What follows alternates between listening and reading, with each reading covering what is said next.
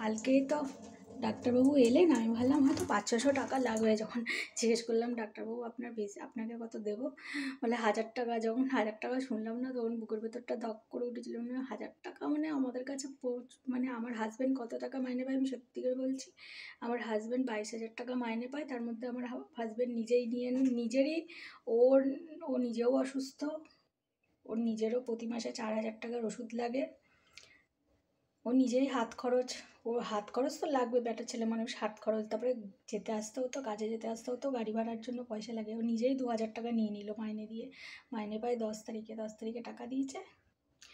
এই তো টাকা ফুরুত, বোঝার পেছনেই তো আজ অবধি মনে হয়। ওই যে বললাম, যা জমা পুঁজি LIC ছিল ওর বাবা ভাঙিয়ে দিল, দিতে তো পারছে না, প্রিমিয়ামগুলো সবই ভাঙিয়ে দিল, লস হলো। অনেক টাকা পয়সা ওরাই বরঞ্চ কেটে নিল, কিচ্ছু লাভের লাভ কিচ্ছু হলো না। লাভের গুড় পিঁপড়ে খায় সেই রকম। আমি আর কি বলবো, বলা ছেড়েই দিয়েছি, আমার কথা কোনোদিন শোনেনি, শুনবে না।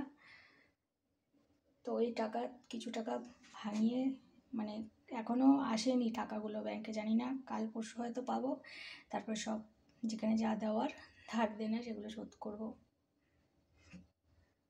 একজনা দিচ্ছে বোঝোর জন্য পয়সা, মানে আমাদের পাশের বাড়ি, অনেকবার বলেছি ভিডিওতে, সেও বোঝোকে ভালোবাসে, এটা সেটা মাঝে মাঝে কিনে টিনে দেয়।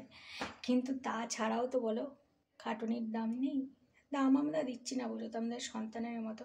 কিন্তু ও মানে এমন ভাব করছে যেন টাকা দিচ্ছে বলে আমাকে কিনে নিয়েছে, আমাকে বারবার খালি ফোন করছে, হ্যাঁ এই করো ওই করো সেই করো, এই করো, খাওয়াবে, এই করবে, বারবার জল খাওয়াবে, শোনো এই করো, মানে এমন করে বলছে যেন আমি ওর পয়সায় খাই পড়ি, আমি ওর চাকর, মানে আমাকে মানে এরকম বারবার ফোন করে করে আমাকে, মানে আমি যে একটা কাজ করব ঘরে নিজের, আমি আমার নিজের মেয়েকে দেখতে পাচ্ছি না, নিজের মেয়েকে ওষুধ খাওয়াতে পারছি না, আমার বিড়ালটা রয়েছে ওকেও দেখতে পাচ্ছি না।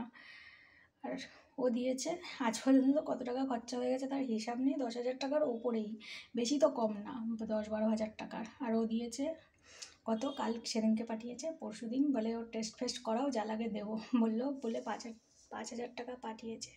5,000 টাকার মধ্যে কালকে তো ডাক্তারবাবুকেই দিয়ে দিলাম, বলে ডাক্তার ডাকাও, অন্য ডাক্তার ডাকলাম, সেখানেও ফোন টোন করে, সেখানে সেই ডাক্তারই তো কালকে 1,000 টাকা নিয়ে নিল। তারপরে আজকে এলো, আজকে টেস্ট করতে, বলে টাকা দিয়েছি, ব্লাড টেস্ট করাও, ফোন করেছো এ করেছো, আবার ফোন করে জিজ্ঞেস করছে এসছে, মানে এমন করছে যেন আমি ওর খাই পড়ি, ধার করে খেয়েছি এইরকম। আমার না ভালো লাগছে, মাঝে মাঝে মনে হচ্ছে বলে দিই, তোমার এত দরদ হচ্ছে তুমিই নিয়ে যাও, আমাদের যতটা সামর্থ্য আমরা করি, আমি করছি, মানে ও এমন করছে যেন পয়সা দিচ্ছে কিনে নিয়েছে। তারপর 1,000টা তো কালকেই ডাক্তার নিয়ে গেল। তারপরে ওষুধপালা রয়েছে, খাওয়া রয়েছে, ওর জন্য আমি আলাদা করে মাছ কিনে আনছিস। তারপর আমরা নিজেরাই মাছ টাছ খাই না। তারপর আজকে আবার বিকালে স্যালাইন দিতে আসবে, সেখানে 400 টাকা নেবে। তারপরে স্যালাইন ওষুধ আরও নিয়ে আসবে, সেগুলোর আবার কত নেবে তা জানি না, সেগুলো দিয়ে 400 টাকা না দিয়ে 400 টাকা জানি না।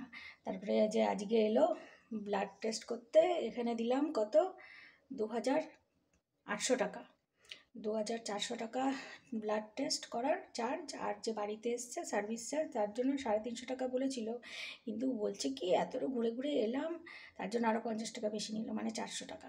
ওদিকে 400 আর 400 800, মানে 2,800 টাকা। তাহলে 5,000 টাকা দিয়েছিল, 2,800 টাকা, আর এদিকে 1,000 টাকা, মানে 3,800 টাকা তো শেষই হয়ে গেল। হ্যাঁ, আর রইলো 200 টাকা, 1,200 টাকা। 1,200 টাকায় কী হবে বলো? এর তো আবার বিকেলে আসবে স্যালাইন দিতে, তখন দিতে হবে 400 টাকা।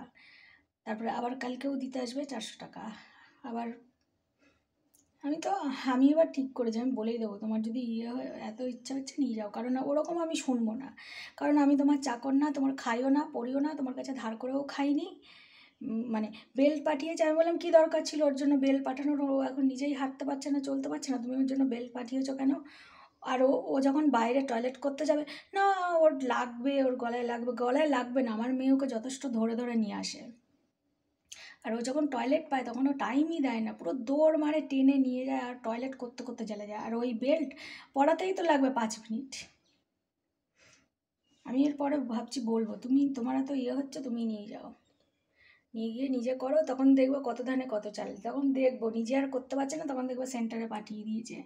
আমরা আমরা আমি আর আমার মেয়ে যা যত্ন করি, আমরা জানি যে সেন্টারে পাঠালে ওর সেইভাবে যত্ন হবে না। আমি আমার বিড়ালকে পাঠিয়ে বুঝেছি, বিড়ালকে অপারেশন করতে পাঠিয়েছিলাম, ওর কী হালত করে ওরা দিয়ে গেছিলো, পয়সা দিয়ে করিয়েছি তাও।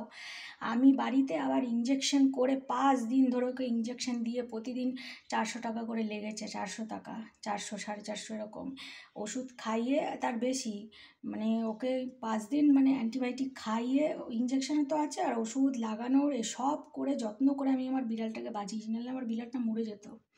সেন্টারে ওরা দেখে না, কেয়ার করে না, যতই পয়সা দিয়ে করাই। তো ঠিক আছে, পরে আবার তোমাদের সাথে বাকি শেয়ার করব।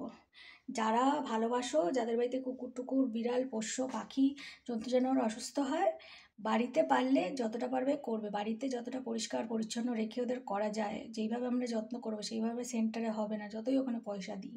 ওরা ভালো করে দেখে না, ভালো করে খেতেও দেয় না, ভালো করে ওদের পরিষ্কার। যখন আমার বিড়াল এসেছিলো ওর গা থেকে পুরো টয়লেট গুমুদ গন্ধ বেরোচ্ছিলো। আমার মেয়ে প্রতিদিন ওকে টিস্যু পেপার দিয়ে আমরা মুছতাম, পরিষ্কার টরিষ্কার করে, তারপরে 3-4 দিন পরে ওর গা থেকে গন্ধটা গেছে।